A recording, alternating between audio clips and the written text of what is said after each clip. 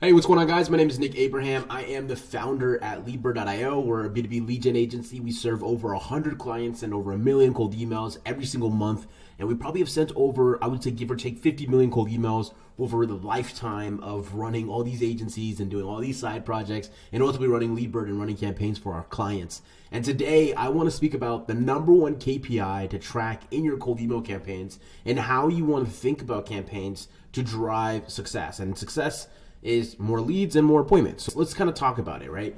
So when I first started cold emailing in like 2017, 2016, I would read these articles, these HubSpot articles and these articles from other very popular sales engagement platforms, and they'd be talking about, hey, you need to have an 80% open rate, a 10% reply rate, and that's the North Star for a good campaign. And I would run my campaign, I'd just not get those numbers, and I'm like, oh, dude, my campaign must suck, but like, it's generating leads, it's generating appointments, and so like, I just don't understand, right? Like, if I'm not getting that 10% reply rate, I'm getting a 5% reply rate, but it's still driving a ton of appointments. Like, these numbers just don't add up, right? Like, and then you kind of think about it, right? Like, everyone's product and service is different, so like, how can my numbers be the same as someone else that's selling a commercial cleaning solution, right? Like, it just doesn't make any sense. And so it took me down the rabbit hole of obviously building Leadbird and then being able to understand like what actually drives success for our clients' campaigns. And that's what I want to speak about today, like talking about the metrics that do matter and helping you get rid of the belief and the reasoning behind like thinking that open rates and reply rates and a lot of these metrics actually matter, because they really don't matter at all.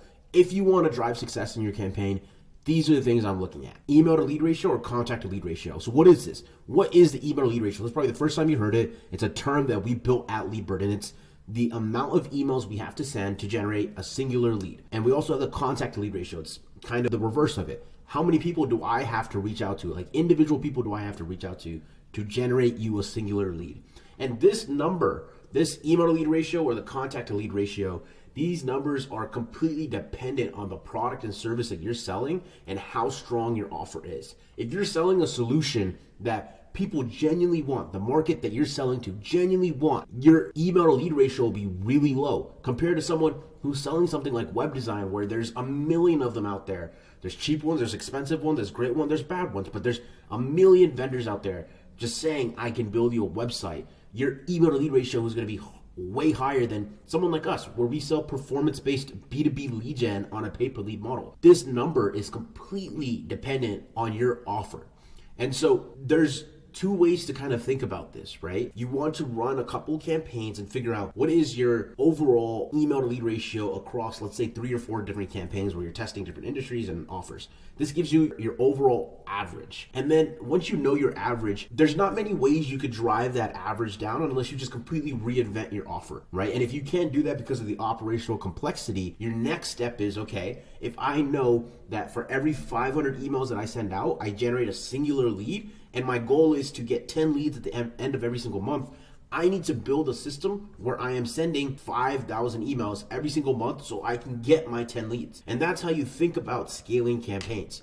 So this is the number one metric to track: your email to lead ratio and your contact to lead ratio. And then the second thing you want to start looking at is the actual sentiment behind the responses you're getting from the campaign. So, people are always like, oh, like you should have a 10 or 15% reply rate. And what they don't realize is that, okay, what if all the responses are just saying they're not interested or take them off the list? Like, what good does having a 10% reply rate do for you? Absolutely nothing. It's a number. It doesn't give you any tangible information. And similarly, like a lot of sequencers, they'll include the out of office responses and the auto replies and the bounces that they get to the overall reply rate. So that metric can be inflated a lot of the times. And so what's more important is actually looking at the replies that you're getting and categorizing them. How many people are requesting more information? How many people are saying they're not interested? How many people are telling you to take them off their list or to unsubscribe? How many are giving you an auto reply? How many people are telling you they no longer work there and to reach out to someone else in another department? How many people are actually interested in wanting to speak? How many people are requesting for you to reach out at a later time? And how many people are sending you to another person in another department? These numbers are actually going to help you dictate what you should do in the campaign. So let me give an example. Let's say you're getting a very large amount of unsubscribes. And these numbers, once again, are completely dependent on your offer, your product, right? So you should run 3 to 5 campaigns, send a total of like 10 to 20,000 emails over the course of a couple months, and see what your numbers average out at. Now you've built your baseline, and now your goal is, okay, what can I do to drive that baseline lower? Right? And what's cool is, like, okay, let's say for some reason your unsubscribe rate goes way above your baseline. What does that tell you? Well, that tells you that, hey, whatever I'm saying here, either I'm selling to a market with this offer that they've seen a million times, and that's why they're saying unsubscribe, or there's something in the cold email that really looks automated. So I know now what to adjust to get the result that I intend for. And so campaign sentiment is way more important than just looking at reply rate. You have to be able to break down the actual responses. And I'm going to show you how to actually do that at scale and to do that really efficiently. Then you want to look at the overall unique contacts that you're reaching out to. So how many individuals are you reaching out to per campaign? The overall email volume is very important. Like, we'll have people that come to us and they're like, Nick, I can't book, 20 to 40 appointments like you guys via cold email. Like, why is that not happening? And I'm like, okay, how many emails did you send? They're like, oh, I sent 100. And it's like, okay, let's think about the best case scenario. Your appointment set rate is 10%, and you sent 100 emails. You're only gonna have 10 appointments at the end of every month, right? If you've only sent 10 or 100 emails, right? And so you have to kind of be able to understand how much volume it takes to get your end result, and that's why the email to lead ratio is very important. And obviously you wanna see how many leads are actually being generated from the campaign. Lead in this situation is identified as someone who is showing direct interest and is wanting to schedule a call.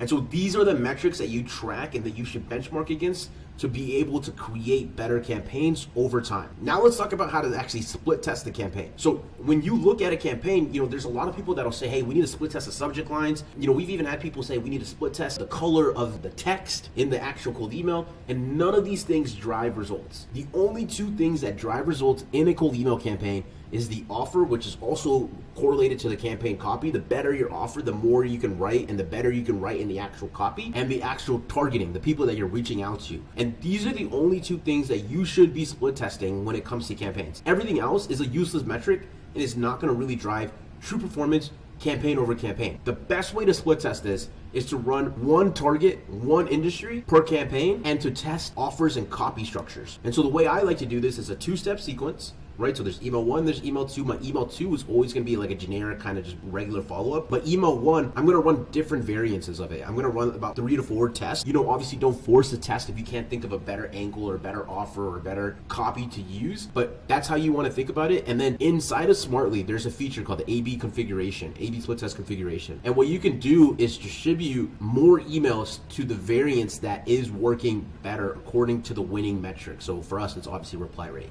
And so that's kind of how you want to think about actually split testing campaigns. And now let's talk about like actually tracking all of this and being able to look at this at a better way.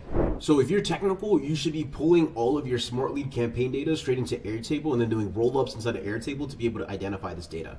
And so inside of our Airtable base, we run all of our clients through here. I can see that, we've sent in total for this campaign 2,000 emails. We've generated 4 leads. My email to lead ratio is 568. And our contact to lead ratio is 538. And so this is basically saying for every 538 people that I reach out to, I am getting a lead. And every 567 emails that I'm sending, I'm getting a lead. And this is considered really good inside of lead gen spaces. And that's really the cool thing when you're running enough campaigns for enough people in a whole bunch of different industries, you're able to create a baseline average that you can compare clients to.